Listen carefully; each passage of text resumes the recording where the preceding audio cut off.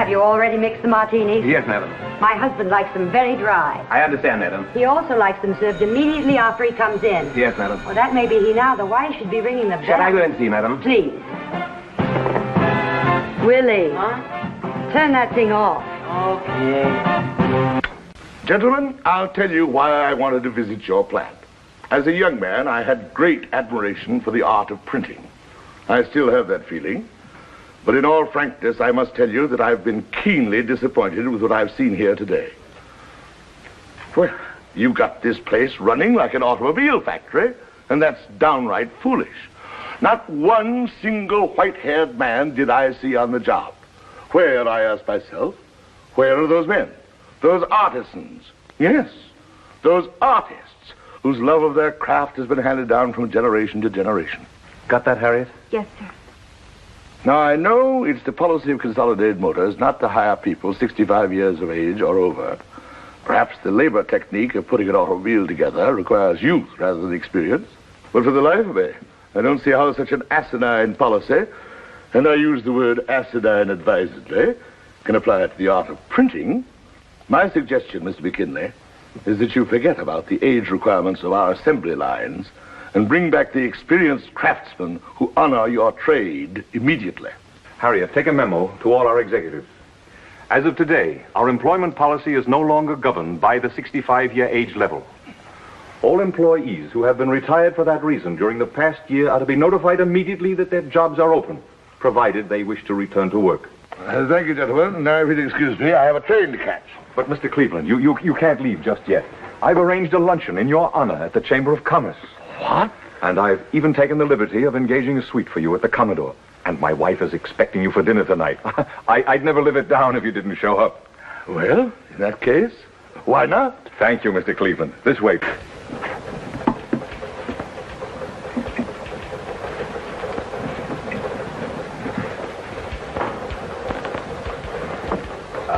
Say, Frank, Yeah? you remember my telling you yesterday about the president of Consolidated Motors and how it was really an old guy in our hand press department? So? You haven't told anybody yet, have you? Well, hardly. Well, do me a favor and don't. It's a long story I can't explain, but just take my word and don't. Sure. Thanks. Well, see you around.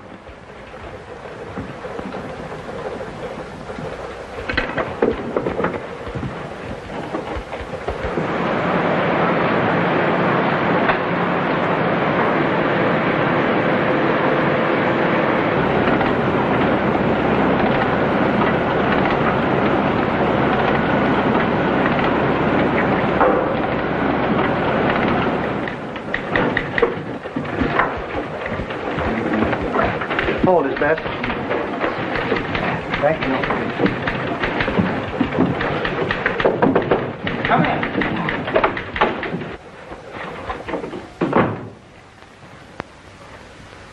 Well?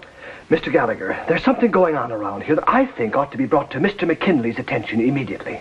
What sort of something? This whole Consolidated Motors thing, sir, it's just a gag. What whole Consolidated Motors thing? The man that was here yesterday inspecting the plant is not the president of Consolidated Motors. He's a printer in our hand press department.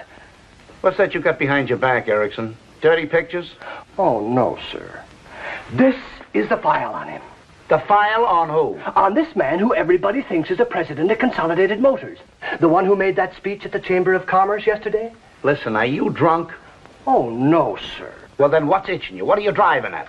Only that the man that was here yesterday inspecting the plant was an imposter. He pretended to be Harold P. Cleveland, the president of Consolidated Motors, and he's not. He's John Hodges, a printer. Listen, Erickson, if this is a gag, I don't like it. I know it sounds fantastic, sir. You're getting to be something of a screwball. You know that, don't you? Me, sir? I've got to make my choice for a new assistant around here pretty soon, and I don't mind telling you, you're not giving me a very good impression. But it's not a gag, sir. It's true. Honest it is. What's true? The president of Consolidated Motors that was here yesterday was not the real president of Consolidated Motors. The real president is a man named Harold P. Cleveland. The man that was here yesterday is John Hodges, who works in our hand press department. All you have to do is look at his picture right here in the file, sir. Never mind the file. Now, let me get this straight. You say the whole world thinks the man who inspected our plant yesterday was the president of Consolidated Motors. Is that it? at it? Yes, sir. And then he made the speech at the Chamber of Commerce. Mr. McKinley thinks he was the president of Consolidated Motors. The papers think so. The Chamber of Commerce thinks so, but you don't. You think he's a measly little printer in a hand-press department. I'm sorry if you refuse to believe me, Mr. Gallagher. Don't be silly, Erickson. Of course I believe you. And by the way, my name isn't Gallagher. I'm Harry Truman, President of the United States. And you're not Erickson. You're Princess Elizabeth's baby, Bonnie Prince Charlie, remember? But, Mr. Gallagher... Get out of here. And the next time you come in with one of your fool stories, I'll have you locked up in a padded cell. Now, get out! Oh, well, thank you. Don't do anything until you hear further from me. Goodbye. Kleinbaum, he says the man works right there in the plant. The police been notified? Oh, wait a minute. You want to break this thing wide open? But you can't let a low common thief, a confidence man, go around professing to be president of Consolidated Motors. Well, keep your shirt on. Nobody suffered any great damages. In fact, when you come right down to it... Wait till you get a load of this, straight from Union headquarters. Listen, since Mr. Cleveland has shown a willingness to see labor's point of view, and since the United Automobile Workers are just as eager as Mr. Cleveland to maintain the nation's economic strength, we hereby pledge ourselves to arbitrate all current differences in the same spirit as his speech. How do you like that? Why, this is absolutely the most ridiculous position the company has ever been in. Looks like we're saddled with that fool speech whether we like it or not. That's right. If we deny it now, we'll be accused of trifling with the future prosperity of America. As a matter of fact, in view of the sharp market rise, I'm not sure that those of us who have bought Consolidated Motor stock recently wouldn't end up in jail. Gentlemen, my advice is to emulate that estimable creature of the sea, the clam, and say absolutely nothing. I still say there's something screwy about a simple little printer pulling a trick like this. That's possible, but if so, let's just hope he gets away with it. Fancy, have my car here at 6 o'clock and phone my home and say I won't be there for dinner. That's all, gentlemen. Well, hello, Herbert.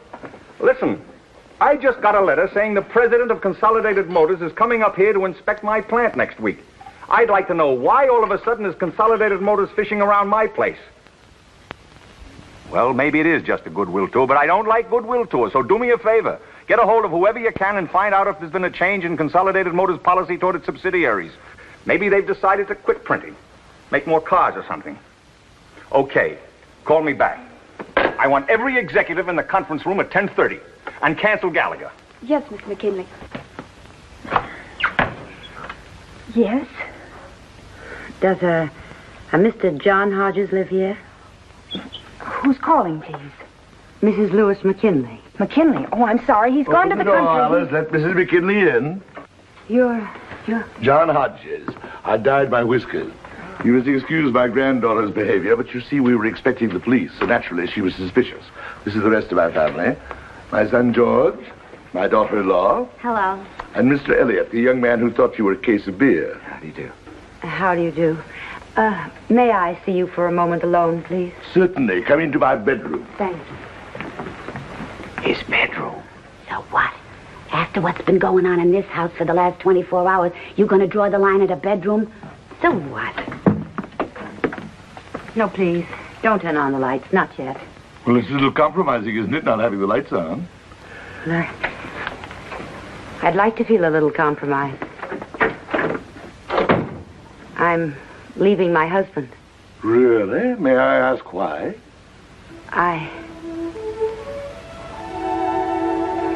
Well, I told him I was in love with you. With me? But that's ridiculous.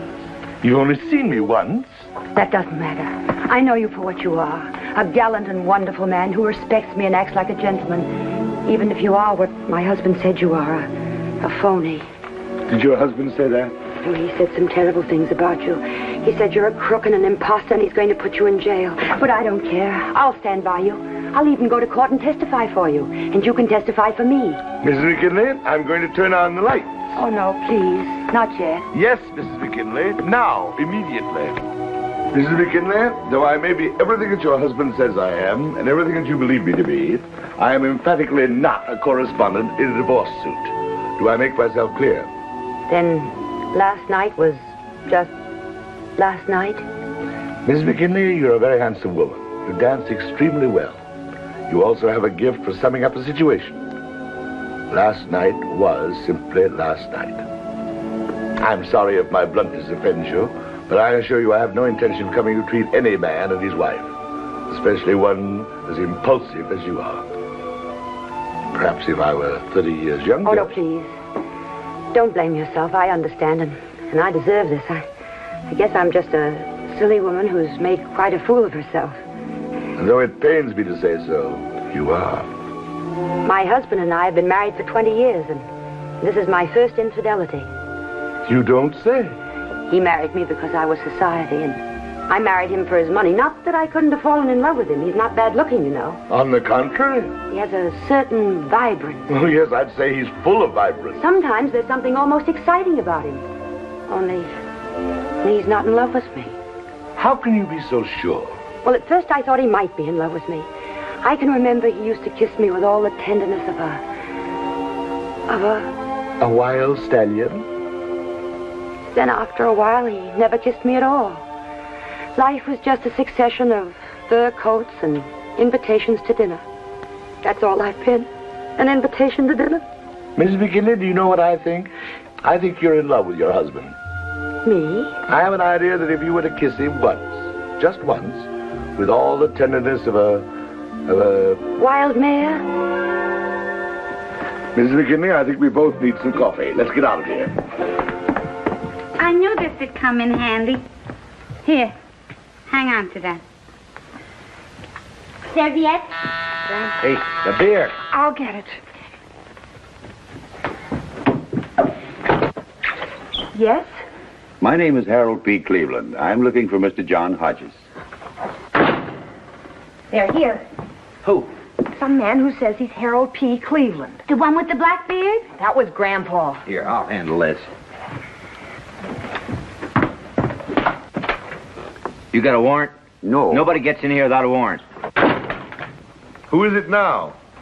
Some flatfoot pretending he's Harold P. Cleveland. Who does he think he's fooling? Anybody knows that Harold P. Cleveland wouldn't be coming here personally to make the arrest. Good evening, sir. You were looking for me? You're John Hodges? I am. I'm Harold P. Cleveland. How do you do, Mr. Cleveland? Won't you come in? Thank you. Mr. Cleveland, I'd like you to meet my son, George, my daughter-in-law, Della. Hello. Mrs. McKinley, my granddaughter, Alice, and her fiancé, Mr. Elliot. How do you do? We're celebrating their betrothal. Oh, congratulations. Take Mr. Cleveland's hat, Alice. Oh, no, thank you. I can only stay a moment. You're not Harold P. Cleveland. You can't fool us. But I am Harold P. Cleveland. If you don't believe me, my chauffeur is outside. Ask him. How do we know he's your chauffeur? Well, I don't usually carry much in my wallet. But here. Sorry I haven't my fingerprints. Well, what is it you want, Mr. Cleveland? I just wanted to meet Mr. Hodges, that's all. I'd like an explanation. I think I deserve an explanation. I agree, Mr. Cleveland. Would you step in here, please? I don't mind telling you, Mr. Hodges, you put Consolidated Motors in a highly ridiculous position with this escapade of yours. And while I'm told that technically you've committed no crime, I'd still like to know why you did it. Did I hear you say that I'd committed no crime? Probably not. At least that's what our lawyers say. And from the fees they get, they ought to know. Well, well, this is a pleasant surprise. My son here was sure that I'd go to jail for 5 years. Imagine that, George. No crime. What do you know? He really is the president of Consolidated Motors. He is? There's no doubt about it. Is that so? My, what a crazy evening this has been. First, my daughter gets engaged, and then the president of Consolidated Motors drops in. Joseph, get the president of Consolidated Motors a chair. I declare, when you stop to think of it, you know, nobody's going to believe me when I tell them.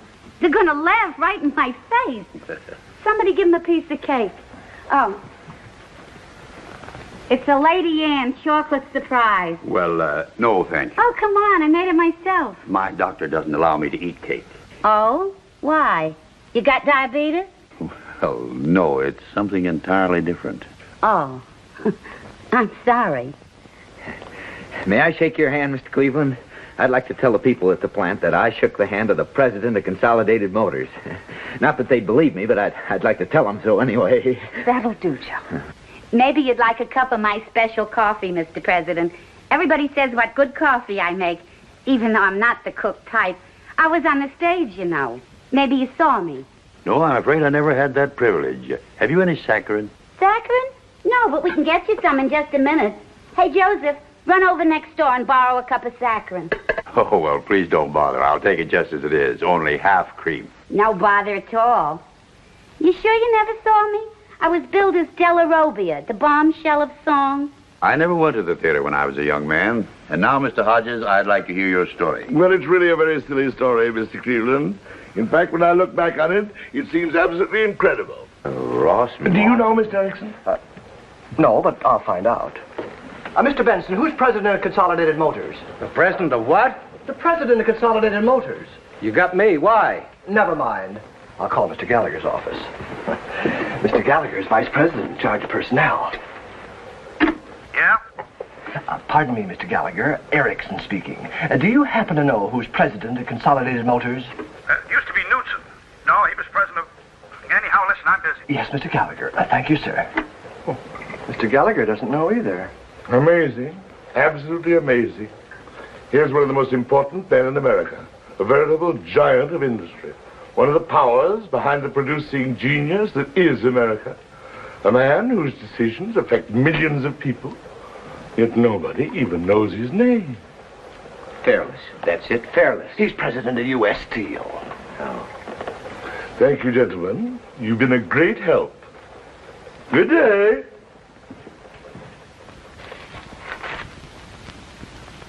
Here it is. I found it. Consolidated Motors. Look, Harold P. Cleveland, president.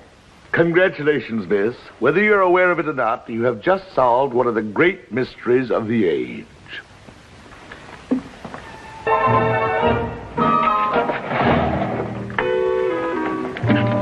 Now, we of the Acme Printing Services are a subsidiary of the Bessemer Publishing Services, whose stock is owned by the Simpson Iron Foundry, which recently merged with the McCullough Nut and Bolt Company, whose parent organization is, of course, United Hardware, the directorate of which is interlocked with Brotherton Steel, a subsidiary of Consolidated Motors. Does that answer your question, Mr. Hodges?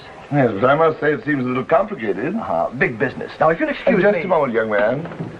Do you suppose if I went to Consolidated Motors, I might get them to change such an absurd policy? Why, Mr. Hodges, you don't mean you'd seriously consider going to Consolidated Motors about such a policy? I'd seriously consider going to the North Pole by a dog sled in the heart of winter if I thought I could get my job back. Well, I certainly wouldn't advise a trip to Consolidated Motors, Mr. Hodges.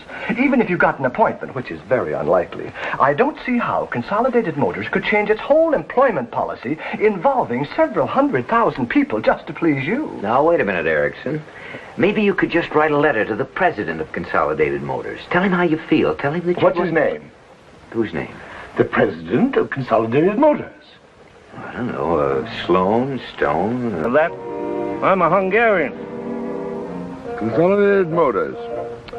Consolidated Motors? What's Consolidated Motors got to do with it? That's what I'd like to know. Listen, there's a public park. Never mind, don't answer. I'll find out myself.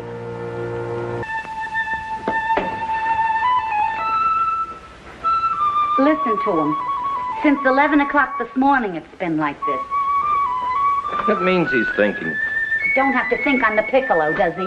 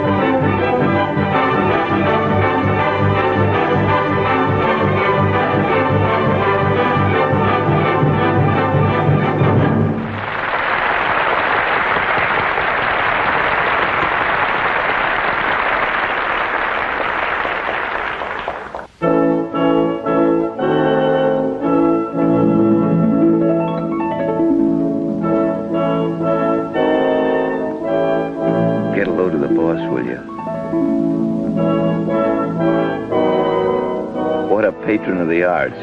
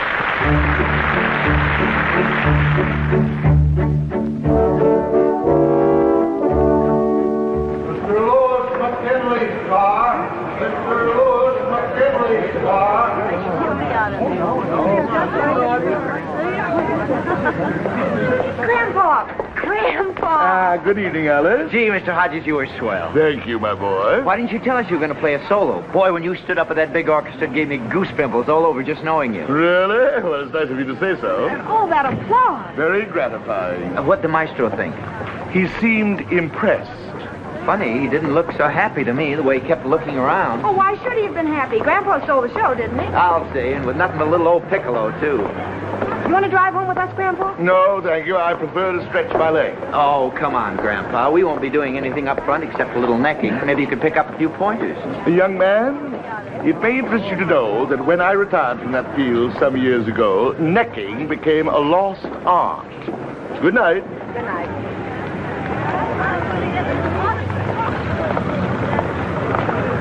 What a guy. Now I understand why Grandma used to have that awfully pleased look on her face. Yeah, maybe, but times have changed. It takes more than that to make a go of marriage today. Like, for instance? Like dough, for instance, you dough. Yes, I know. You have a theory. It's not a theory, it's facts. I've pointed out... All right, Joe, all right. So we don't get married. Not until I'm in a financial condition to support a wife. How, in a comfortable wheelchair? Yeah, sure, if it takes that long. Could keep my job. Lots of girls do. My dear girl, as I pointed out before, this world happens to be run on certain economic principles. But, Joe... Unless and until a man can take care of his own wife, how can he possibly succeed in the broader world of finance? World of finance, world of finance. Who cares about that? I want to get married. Can't you understand that? M-A-R-R-I-E-D. Just the same, we're not getting married until I'm assistant head of the personnel department. Oh, you economic pighead. Good night. Hey, where you going? Anywhere you're not.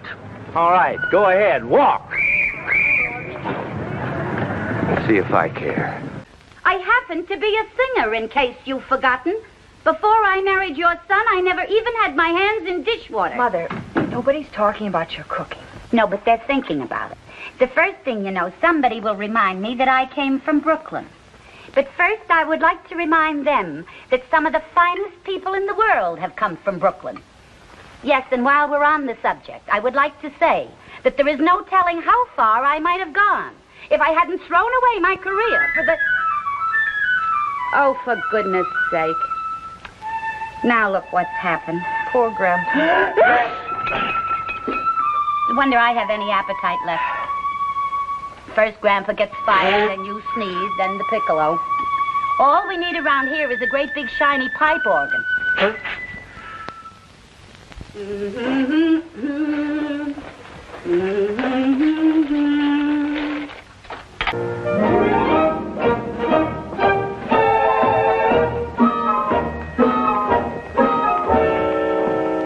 Now, this is a point I'd like you to follow in all cases. We'll put the letter on the automatic typewriter, but leave the last paragraph closed on each. Young man, what has Consolidated Motors got to do with Acme Printing Services? Grandpa, what are you doing here? Never mind the salutations. Look at this. It says I've been fired because it's the policy of Consolidated Motors and its subsidiaries not to hire men over 65. I want to know what in thunder Consolidated Motors has to do with it. Search me. Hey, Erickson. This is my girl's grandfather, Mr. Hodges.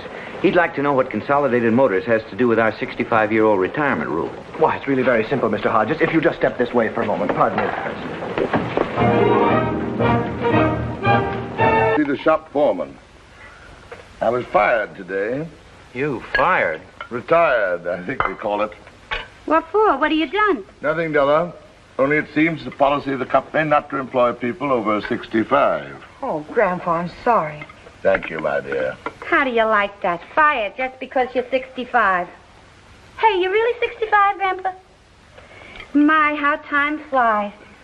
Boy, has this been a wonderful day. First I get pains in the stomach. When I get home, I find my father's been fired. Well, eat your soup before it gets cold. I don't feel like soup. What's wrong with it? Not enough salt? Not enough salt, not enough anything. I tell you, if it rains tomorrow, I'll go nuts. Who said anything about rain? The weatherman? Yes, sir, that's all we need now. for it to rain and for me to catch pneumonia. Go on. How can you get pneumonia? You haven't even got a cold. Pneumonia happens to be an occupational disease with sign painters. Everybody knows that. You stand on a ladder painting names on store windows. It starts raining. You get wet. Along comes a breeze. There, you see what I mean? Pneumonia. Pneumonia just because you sneezed once or... What's wrong with you? Cramps? Or don't you like my soup either? I assure you, my action has nothing to do with the quality of your food, Della. I'm just not hungry. So if you'll excuse me. Look, if certain people around here don't like the way I cook, just let them say so. After all, I would like to remind you that I was not raised to be a cook.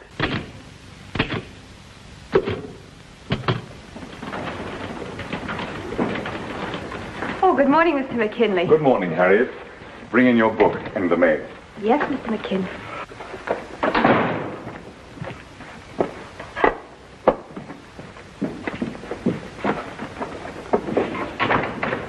Well, what have we got for today? 11 o'clock appointment with Mr. Gallagher, personnel. 1 o'clock luncheon with the representative of the Blakewell Paper Company. I'd like some coffee, dear. Yes, Mr. McKinley. Then there's your tailor, the barber, the man about those shirts you ordered, and don't forget your pills. What the devil is this? I don't know, sir. I didn't have time to open it. Yes, Mr. McKinley? Listen, Gallagher. I just got a letter from the Executive Secretary of Consolidated Motors advising me that Harold P. Cleveland, president of Consolidated Motors, will be in town Tuesday. Will I please show him every possible courtesy? Now, what the devil is this all about? I don't know. Beats me. Get Herbert in New York. Well, if you don't mind, I don't like it. What the devil does the president of Consolidated Motors want to come around here for? Maybe he's just passing through. Okay, but I wish you'd please tell me what the devil this is all about. We ever heard of this bird before? Not that I recall. Hello, Mr. Herbert. Just a moment. Mr. McKinley. 78 cents, he says. 78 cents, I says to him. You used to throw him in for nothing. Not no more, he says. 78 cents. That'll give you a faint idea. Soup bone. 78 cents.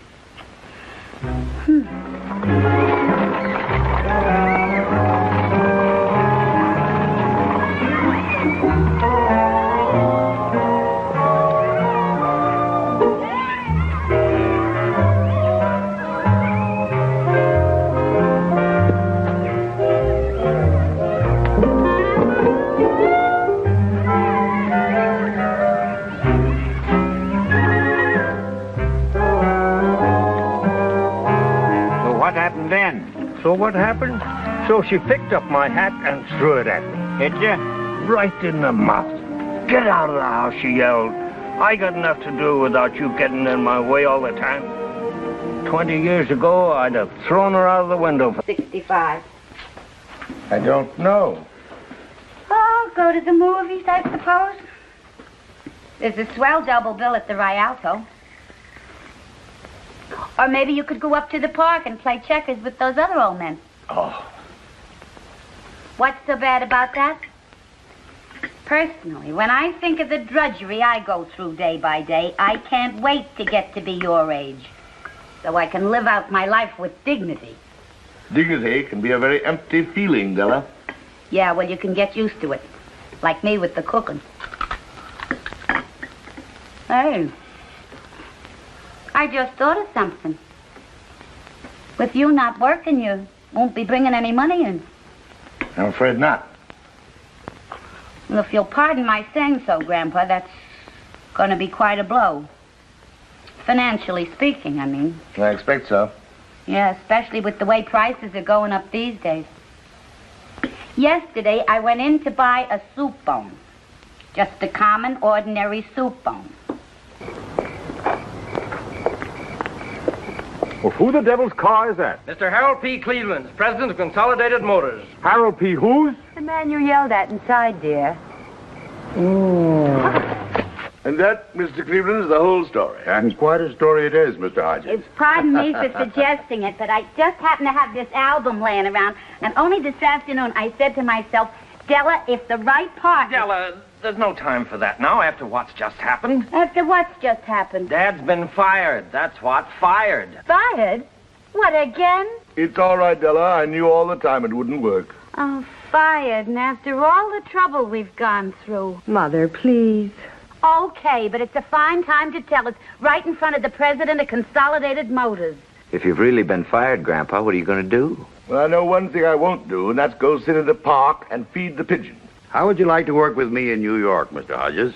There's a little office next to mine. We could have it redecorated. Oh, Grandpa. For goodness sake, imagine New York. Maybe you could find a little apartment. I'm sorry, Mr. Cleveland, but I couldn't do that. You know the well-known hackneyed phrase, New York may be all right for a visit. Maybe you could live in Brooklyn. No, Della. Not even Brooklyn. Oh, it's a question of money. No, thank you. I make all the money I need right here. All the money you need? Listen, you just lost your job. And with the price of soup bones going up... I'm sorry, Della. You'd have lots of leisure. I'd only want you around for advice in public relations matters. Maybe we could go to a ball game together occasionally. Thank you, Mr. Cleveland, but no. This is my home. My family's here. We're happy. That is, as happy as people need to be. I have my health. I eat what I like. I drink my coffee without saccharine. I don't have to make speeches unless I want to. Go to board meetings. Worry about stockholders, unions, income taxes. Come to think of it, Mr. Cleveland, why don't you move out here? You're still young enough to get a good job. Now, please, Mr. Hodges, don't tempt me. Well, I must be running along. Good night, everybody. Good night, sir. Well, don't look at me. He's your father. I'm sorry you won't come with me, Mr. Hodges, but I think I see your point. Thank you. As to your job at Acme Printing, I wouldn't worry about that if I were you. You heard Mr. McKinley fire me. Mr. McKinley apparently has high blood pressure. I'll send him a note tomorrow. No, I'll make it a directive that you're to have your job as long as you want it. Well, thank you. You've been very understanding. If there's ever anything I can do for you... Well, you should ever get an idea for another good speech. It would be a pleasure, Mr. Cleveland. A pleasure indeed. You're a great man, Mr. Hodges. A truly great man. Thank you, Mr. Cleveland. So are you. Good night. Good night.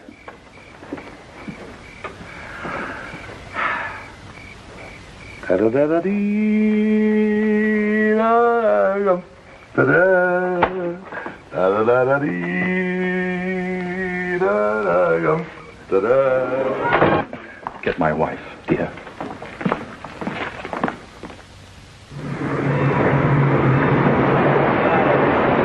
What does he look like? Why, he's great guns, don't you know? I never saw him in my life. Well, of all the idiotic things, a big man like Mr. Cleveland, a man who... The president of Consolidated Motors.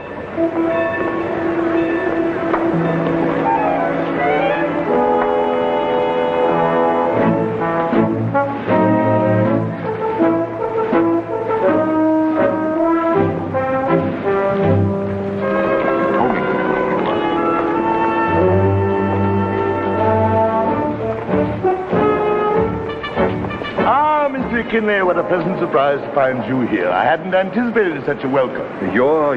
Cleveland. Harold P. Cleveland. Well, how do you do, Mr. Cleveland? This is indeed a great honor. Thank you. May I present my associate? Oh, I recognize Mr. Saltonstall and Mr. Gallagher, too. I'm delighted to see you, gentlemen. How did you know? Well, I make it a practice to familiarize myself with all my associates and employees.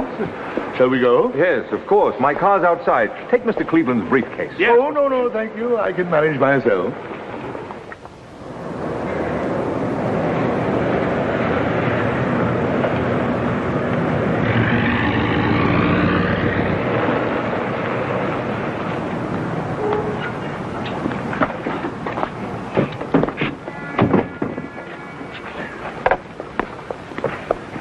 Any special department you'd like to inspect, Mr. Cleveland? We'll start with the hand-press department in the composing room. Afterwards, I'd like a word with your executives. Yes, indeed. I've already issued orders for all our executives to place themselves at your disposal. Splendid. Mr. Cleveland, may I ask, is there any special significance to your visit? Special significance? Not at all. It's only a routine inspection tour.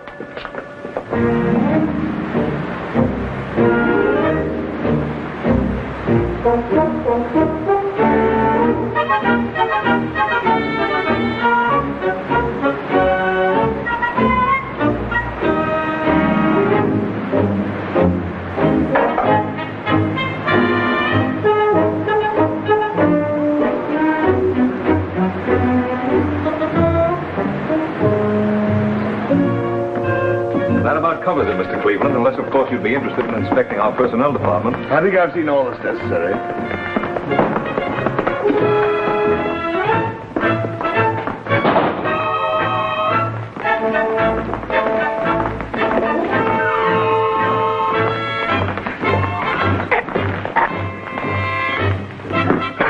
Here we are, Mr. Cleveland. This is our conference room. What's the matter? Come in, gentlemen. Well, I'll be, You know who that was? Well, sure, the president of Consolidated Motors. The president of Consolidated Motors, my hind foot. That was John Hodges. Who? John Hodges of our hand press department. My girl's grandfather. Your girl's what? Grandfather. Didn't you see him wink at me? Why, certainly not. What are you talking about? About John Hodges. You know, the old guy who came in the other day and asked us the name of the president of Consolidated Motors. Yes, but what about him? That's him in there. Only everybody thinks he's the president of Consolidated Motors. Really, Elliot, you ought to see a doctor or something. Why in the world would an important man like Mr. McKinley be wasting his time with somebody from his own hand press department? Sometimes, Elliot, you're a very stupid man. I'm sure I don't know, Della, but I must say it reads like a very good speech. I'll tell you what's going to happen. This is what's called confidence work, like selling phony stock. You can get 5 years in jail for this sort of thing. Really? So much? Personally, I give them 24 hours before they put you in jail. Unless, of course, you turn yourself in. That way they might be a little more lenient. I was in a show once where this fella pretends he's somebody else, only he ain't. Oh, boy, what they did to him. Holy smoke, I just thought of something. That jerk Erickson. I told him about it, and he's just the sort of heel that'll turn you in because he knows he'll probably get a promotion for it. Just my luck. He turns you in, and they make him assistant head of personnel. You sure about that? He'd turn his own mother in to get that promotion. He's that type. Well, then why don't you turn him in? Why should that other jerk get all the credit? I couldn't do a thing like that. Oh, don't be so noble all of a sudden. You want to marry Alice, don't you? Well, yes, but... Yeah, and you can't or you won't till you get that promotion. No, but There's no buts about it. This is your big chance. I can't do a thing like that, Mrs. Hodges. Why, if it weren't for him, I'd never even have known Alice. Somebody's going to turn him in. Not me. Listen, Grandpa, will you tell Rover Boy here that he ain't putting you behind the 8 ball if he turns you in?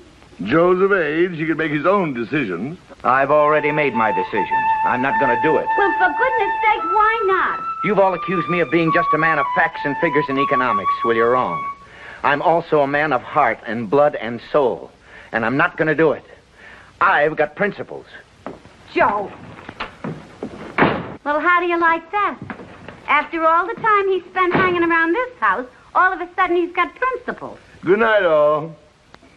You're really a wonderful person, Joe. Oh, she was nuts, even if she is your mother. In this awful world where everybody's cutting everybody else's throat, you still have some decency left. I'm proud of you, Joe. Oh. You have real dignity. Yeah? I love you, Joe.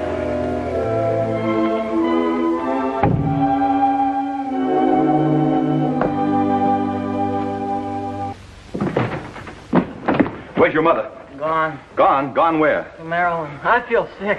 I'm sick of my stomach. Listen, I got no time for you and your stomach. I gotta stop her. That's a fine thing to say, a fine thing. My mother comes in and says, don't get sick, but your father and I are getting a divorce. Then my father comes in and says... All right, all right. Take some soda water. I'll head her off at the railroad station. You stay here. If she comes back, don't let her out of the house again. I think I'm going to be sick all over the place. And that'll show 'em. Alice. Alice, I got it. I got it. Got what? The job, the promotion. Oh, Joe, that's wonderful. Now can we get married? You said it. Just name the day and I'll be there with bells on. See, I knew. All you had to do was tell that Mr. Gallagher... I didn't tell him. I didn't tell him anything. He just called me in and said, Joe, that Erickson's nuttier than a fruitcake. How'd you like to be my new assistant? Congratulations, my boy. Thank you. You're on your way. Someday, if you're not careful, you may even be a Mr. McKinley. Yes, sir. However, don't forget one thing. There's more in life than mere success, young man. Or rather, you should make up your mind what you mean by success. Remember, it's not just having a job. It's not just making money. It isn't? In fact, it has nothing to do with those things. It's what a man gets out of his work that matters. Are you doing something you like? Are you aware of the essential dignity of what you're doing with your hands, with your mind? Well, I said... First of all, there's a stewardship of responsibility that one of your generation... Yeah, well, there's the beer. What beer? The beer I ordered to celebrate our engagement, you dope. A case, a whole case. Wait, how do you know it's the beer? Maybe it's the police. The police? Oh, my goodness. I'll go.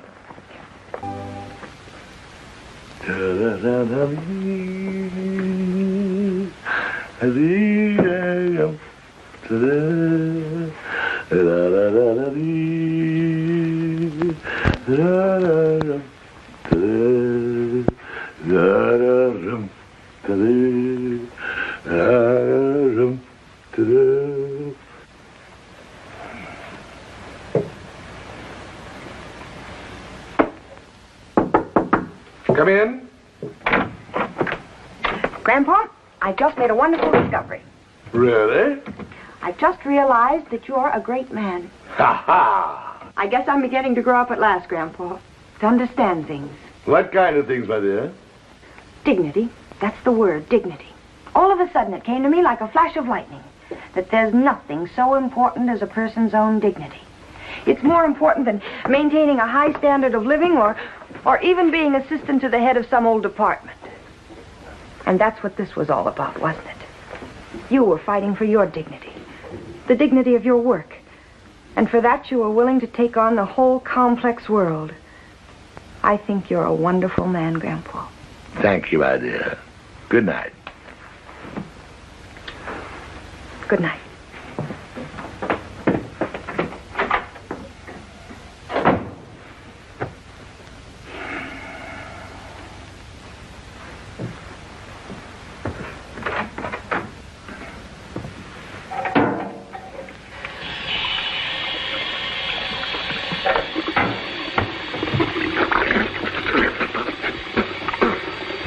Egad. Just wait till you get a load of... What the devil is this? It's the suitcase I bought 12 years ago when we were supposed to take that trip to Europe. What's it doing here? I'm going away. Listen, if you've got a fool notion like that, you better get it out of your head, because I got news for you. And you better get a good hold on the bed, because when you faint, I don't want you banging your head on the floor. What would you say if I told you we had a phony to dinner last night? A what? A phony. That bird's no more president of Consolidated Motors than I am. He's a crook, an imposter, but don't worry, I'll send him to jail if it's the last thing I do. Here's a whole record on him. Just look for yourself. Who is he? A printer. In my own hand-press department. John Hodges. How do you like that? Why, I think it's wonderful. What? I said I think it's wonderful. Look, I'm in no mood for jokes. Now unpack that suitcase and come on down to dinner. But I won't be here for dinner. I'm leaving. Now listen, just because some measly $62 a week printer in my own factory dances the rumba. Last night, for the first time, he made me realize just how empty my life has been. And stop crying. You know I can't stand tears. Well, at least tell me, what have I done? You've killed my life for me, that's what you've done. You've never loved me, not for one moment. I'm 40 years old. 43. And I just can't go on being treated like a stick of furniture any longer. I've as much right to love as anybody, even if I am 40. What you said. Have you really been so miserable, Lucille? Well, I'm sorry if I've made life so unbearable for you. I didn't know I was doing it. Well, maybe it's not all your fault, Louis. You can't help being what you are. But you are what you are, and I can't stand it any longer. Who's going to tell Willie? I'll tell him. Lucille, this is a terrible thing that we're doing. I don't like divorce. I was brought up not to believe in divorce. We were married in the church, and there's something unholy about a divorce. I wish you'd weigh this decision carefully.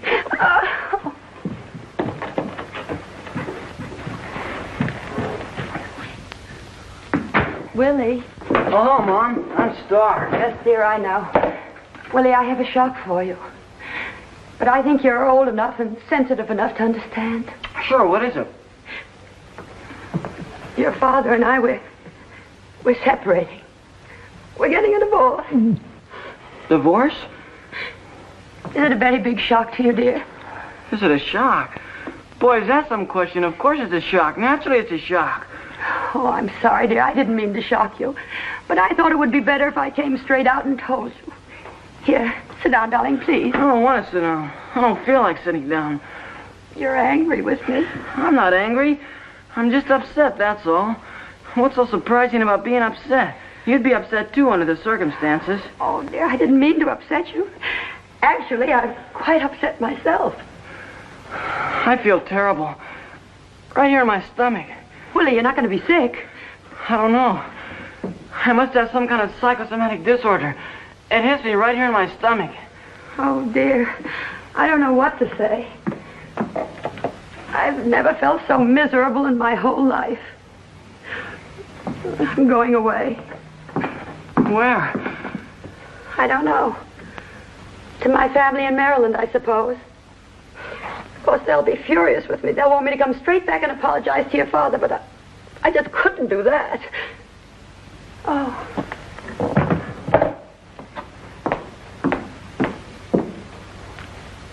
Goodbye, dear. Oh, go take some aromatic spirits of ammonia, then lie down flat.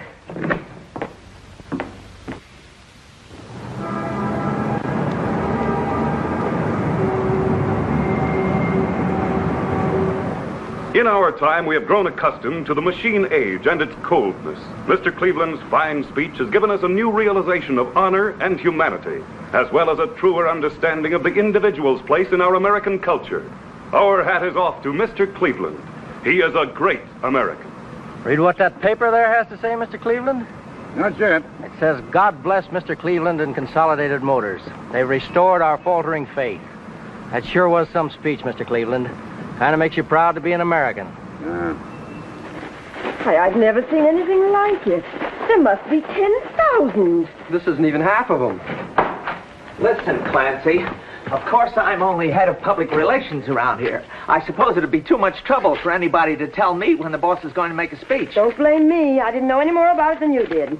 He told me he was going to the ball game yesterday afternoon. What a speech. This will sell 1 million cars. And look what's happened to the market. Opened 2 points up straight across the board. Seen this? That's cute. Yes, sir. I bet the rest of the industry's tearing their hair out right now. Still, there's something fishy about all this. Unless I'm out of my mind, I was having luncheon with Mr. Cleveland at the plaza at 1 o'clock yesterday. Oh, now take it easy, Bill. You better lay off that hooch. That's when he was making this speech. Well, maybe 1:15, 1:30, but I know it was yesterday. Hey, Harold, what's the big idea? Set up a special meeting of the executive committee in my office at 11 o'clock. And get my lawyer. To sum it up, gentlemen, it appears that this person's speech has not only caught the public's fancy and brought this company a great deal of goodwill, but has had a profound effect on the whole market. Indeed, on the whole business structure of America. The question now is, what are we going to do about it? There's only one thing we can do.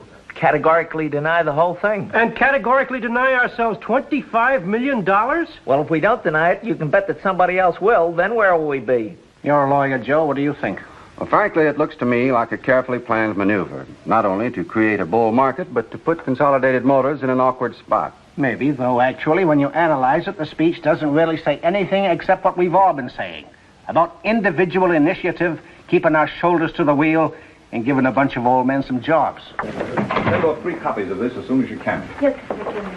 Listen, gentlemen, the president of Consolidated Motors is coming here next Tuesday to inspect our plant personally. I don't mind telling you, I don't like a lot of big shots sticking their noses in my business. How do we know they haven't decided to convert this place into an assembly line for automobiles or washing machines? And remember, you fellas are in this just as deep as I am. Your very jobs may depend upon it. As I see it, our only hope is to make a good impression.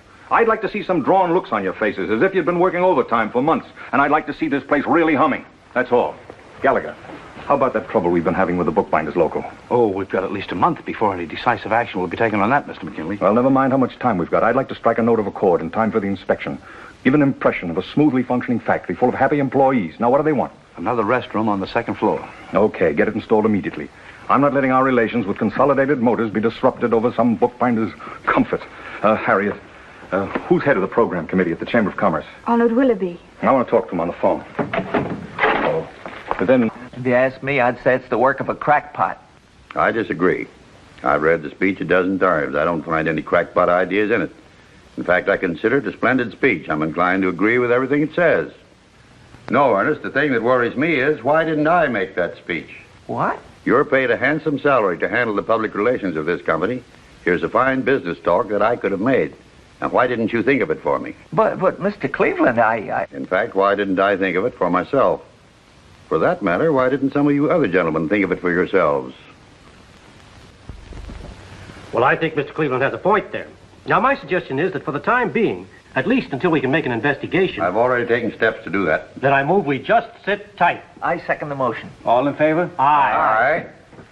Gentlemen, I know I don't have to caution anyone here that this is a matter of utmost secrecy. Good day. Cleveland, but wouldn't you like me to send you a copy of your speech? Oh, thank you, young lady. I don't think it's necessary. I'm sure my suggestions are going to be carried out. Oh, yes, indeed, Mr. Cleveland. Well, anyhow, Mr. Cleveland, I want you to know I think your speech was grand. I felt real honored just to hear it. Oh, no, my dear. It's I who've been honored. Good day. For men of mature experience... Is he still in there? Who? John, I mean Mr. Cleveland. Yes, he's speaking now. Wait a minute, you can't go in, only members. But I gotta go in, I gotta find out if he's... Get this But you can't! Today, I hear a great deal of talk in this country about the dangers of inflation, which may lead to another economic depression. In a society as complicated and delicate as ours, we must leave no stone unturned in our search for stability. And in these old and expert men of 65 and over, there is a great fund of stability. Born to be kissed, I can't resist. You are temptation, and I am yours. Oh, good morning, Grandpa. Good morning, Della. What you doing up so early? I thought you'd sleep till 10 o'clock. I'm not sleepy. Take my advice. Sleep when you can. You want some coffee? Yes, thanks. Only do me a favor, Grandpa. Don't sleep too late. Yours is the first room I clean. I assure you, Della, I have no intention of sleeping late. Thanks. Say, by the way, what are you going to do with yourself all day now that you're...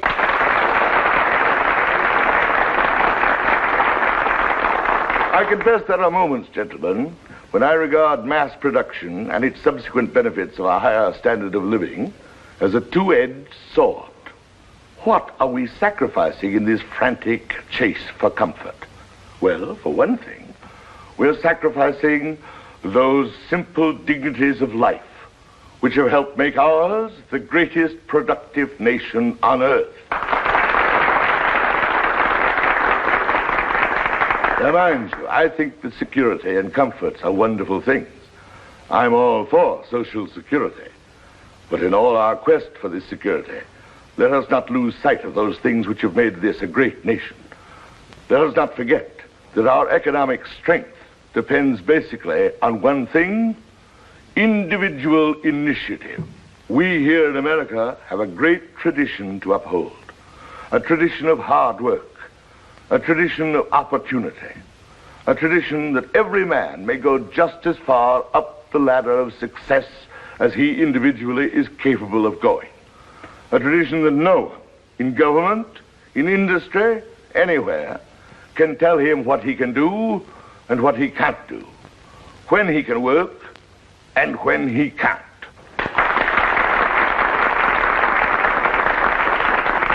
In all earnestness, I tell you, gentlemen, that just so long as our workers can go to their jobs with the same fervor and self-respect that they go to their wives, will we be able to fight off the threats of inflation and avoid the pitfalls of depression. Here you are. Excuse me. Now, don't go away. I'll be back in just a minute.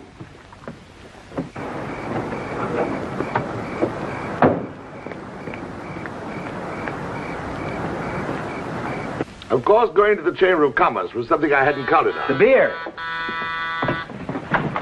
Mr. McKinley. I thought I'd find you here. Yes, Louis. Okay, all right, I love you. Do you hear? I love you. Now come on home and stop this I nonsense. beg your pardon. You keep out of this, whoever you are. This is between me and my wife. Who are you anyway? Harold P. Cleveland, President of Consolidated... Listen, I've heard all the Cleveland that I want to hear. It's all right with me if I never hear that name again. You understand? Now come on home, will you? I apologize for whatever I did. I said I apologize. Right, Louis, only don't shout so. I'm not shouting. I just said I apologize. Yes, dear, I heard you. Dear? Did you call me dear? Yes, dear. Well, I'll be... Hodges, you're fired.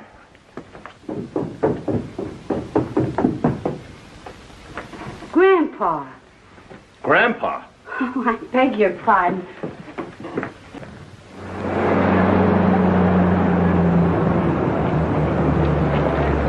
You know I'm right about not getting married now, don't you, Grandpa? Young man, kindly do not address me by that loathsome word, Grandpa. I am not your paternal ancestor, and judging from Alice's remarks last night, I'm not likely to be any time soon, even by indirection. However, my boy, if you want my candid opinion, I don't believe the biological urge from which you both appear to be suffering so acutely gives a hoot whether you're assistant head of personnel or not.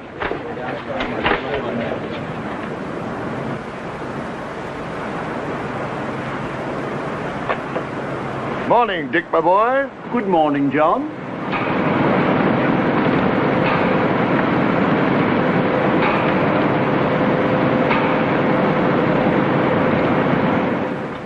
Hodges, John R.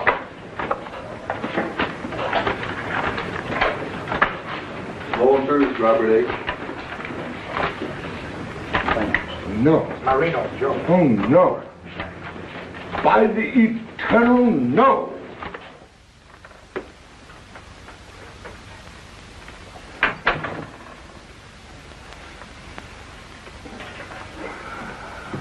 Grandpa, you're late. Yes.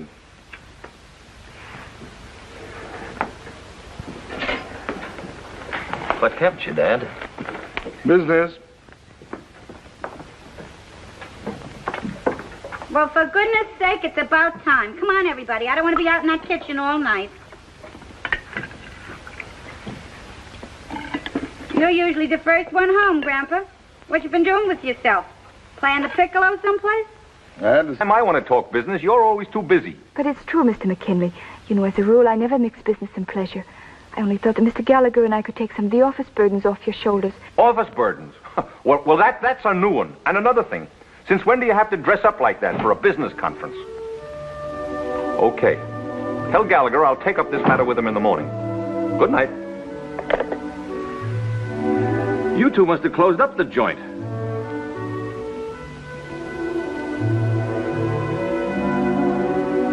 By George, you're really a good-looking woman, Lucille. And did he go for you? Couldn't take his eyes off you. What did you do after I left? Louis, I want a divorce. What? You love me, Louis. What the devil has that got to do with it? Answer me. Do you? Well, how do you like that? She meets a guy one night, and right away she starts yapping about, do I love her? What's the matter? Isn't my money good enough for you anymore? Haven't I supported you in the style to which you're accustomed? Yeah, and your whole family, too, for 20 years. You don't understand.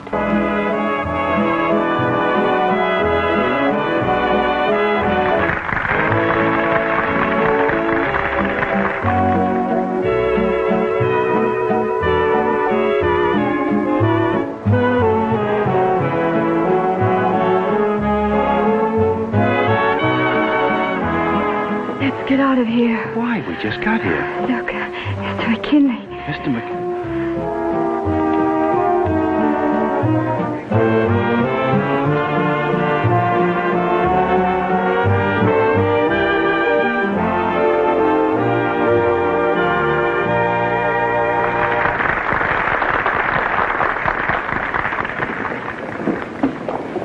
Well, you two must enjoy dancing. Your wife happens to be a very beautiful dancer, Mr. McKinley. Yeah?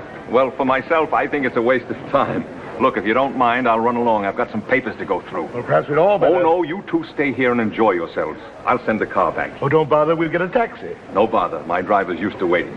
I'd prefer a taxi, Louis. Okay. Good night, Mr. Cleveland. Good night, and thank you for a wonderful evening. Glad you liked it. We'll have to do this sort of thing again. Yes, indeed. I'd like that very much. By the way, before you go, there's just one thought that I'd like to leave with you, Mr. McKinley. Just a bit of my personal philosophy. I like a man who works, and works hard. But that's not enough. A man ought to play, and play hard, too. I have an idea that you don't play enough, Mr. McKinley. That's very sound advice, Mr. Cleveland. I'll take care of that in the future. Good night. Good night.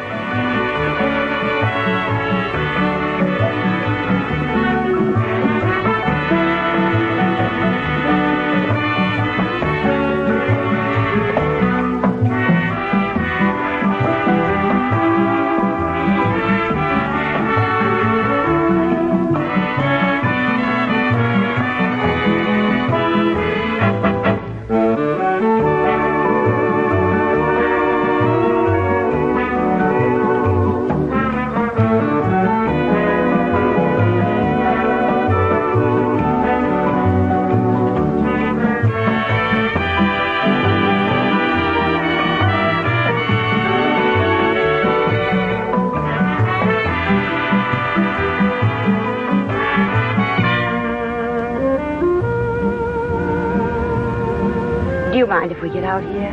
It's only a little way, but I can't bear to go in yet. Pull up here. We'll walk the rest of the way.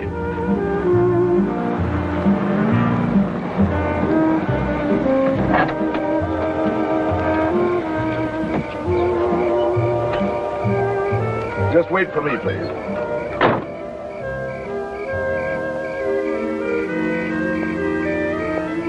You think I'm silly, don't you? On the contrary, I think it was a charming idea. You'll never know how much this evening has meant to me. You don't go dancing often, I take it. I never go dancing. Do you and your wife? My wife died 25 years ago. Oh, that's why you said you hadn't danced in 25 years at least. I haven't done much of anything since then except work. You loved her very much, of course. Of course. People don't love each other like that anymore. No. Life's become too complicated. Young men these days are afraid to marry until they can offer their wives all the frills of security and comfort. I don't think it was that way with us. I loved my wife. I loved my work. Life somehow just went on with a sort of simple grace.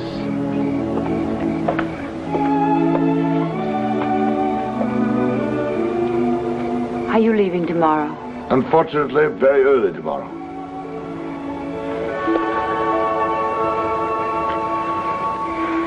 Sorry, I don't know what's the matter with me. But I've been so happy tonight. So really happy. It's been so long. Good night. Good night.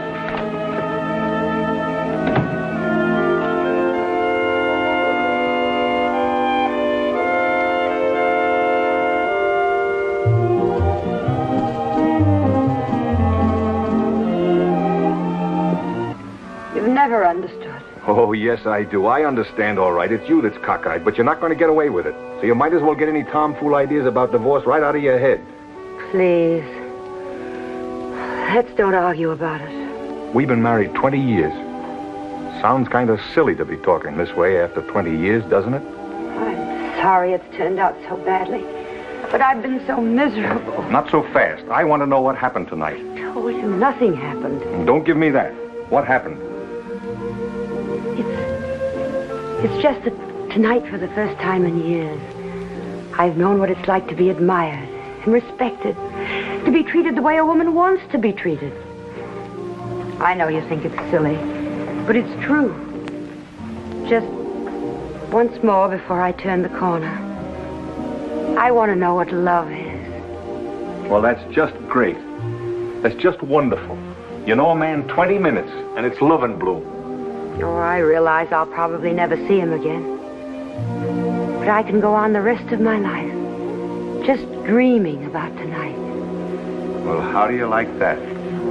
We've been married 20 years, and now you're in love. Good evening. Good evening. Who should I say is calling, sir? Me, Mr. McKinley. I live here. I beg your pardon, sir. You'll find Mrs. McKinley in the drawing room. New butler. I tell you, the servant problem Yes, today. I know. I've been having trouble with my cook lately, too. Lucille, this is Mr. Cleveland. Mr. Cleveland, my wife. How do you do, Mr. Cleveland? It was nice of you to come. Thank you. It was nice of you to have me. Come on, meet him, but listen. Do me a favor just for tonight and spare us any of your political philosophy. Okay. Mr. Cleveland, this is our son, Willie. Good evening, young man. Hello, Mr. Cleveland. Hey, we were studying economics the other day, and I saw a picture of you. But you don't look a thing like you do. Willie. Yes, sir.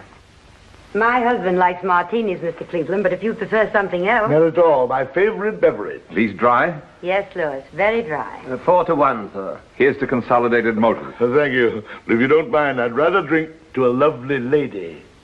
Thank you. I'll take the tray. Yes, sir. What class are you in, young man? 10th? On the football team? Well, kind of. Kind of. Oh, so that's the way it is. I used to be a bench sitter myself. How about a little refill, Mr. Cleveland? Thank you. A wee modicum, perhaps? I thought we'd have dinner at home tonight. Just family style. After that, if you like, I thought we three might run out to the country club for a little while. The country club? I'd like you to see it. It's brand new and not half bad. Most of my executives belong. Got a great little golf course. What do you say? Well, I'll be delighted. That is, if Mrs. McKinley... Oh, I'd like it very much. Very much indeed.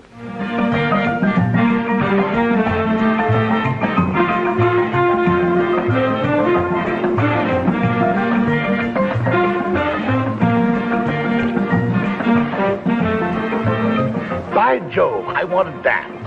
I haven't danced in 25 years at least, and suddenly I want to dance. May I have this dance? Of course. You, Anne? Not at all. Go right ahead.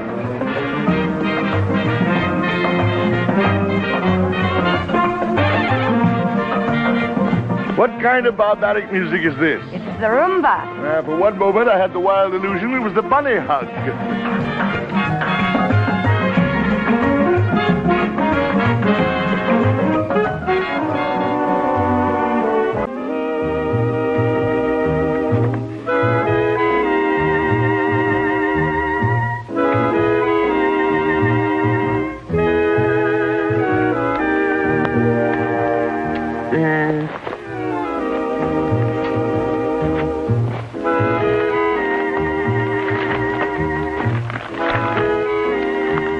That looks nice. Only $20 down. Yeah, but with the present credit system in this country, controls and all... Joe, we're talking about a bedroom suite. My, up so late? Deprexy of CM. So I'm crazy, am I? I'm drunk. Look at him. Grandpa, your beard. Dad! Look, Mr. Hodges, before you say a word, will you do me a favor? Will you tell these people this? Dad, what have you done to yourself? What happened? You stay out of this. I want to get this matter settled first. Once and for all, are you or are you not the president of Consolidated Motors? My boy, you've no idea what I am. There, you see? I told you so, but nobody believed me. Oh, no. But why, Grandpa? Why did you do it? I wanted my job back. And just for that, you go out and pretend you're president of Consolidated Motors? I didn't count on its getting so involved, Ella. I thought I'd just establish a new hiring policy and then come home. You didn't count on its getting so involved. Boy, that's a good one. Get a load of this. Oh, an atrocious picture. You'd think with all the photographers there are in this town, at least one would have got me in focus. I give up. Honestly, I give up. My own father. Pardon me for asking, Grandpa, but what happens tomorrow when the real president of Consolidated Motors finds out he made a speech today? I thank you.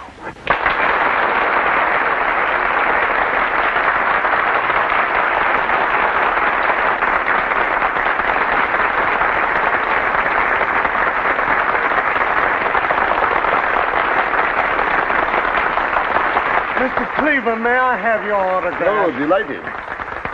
Oh, I'm sorry. I'm not permitted to sign autographs. Company policy, you know. Oh, Congratulations, gee, I'm Mr. sorry. Cleveland.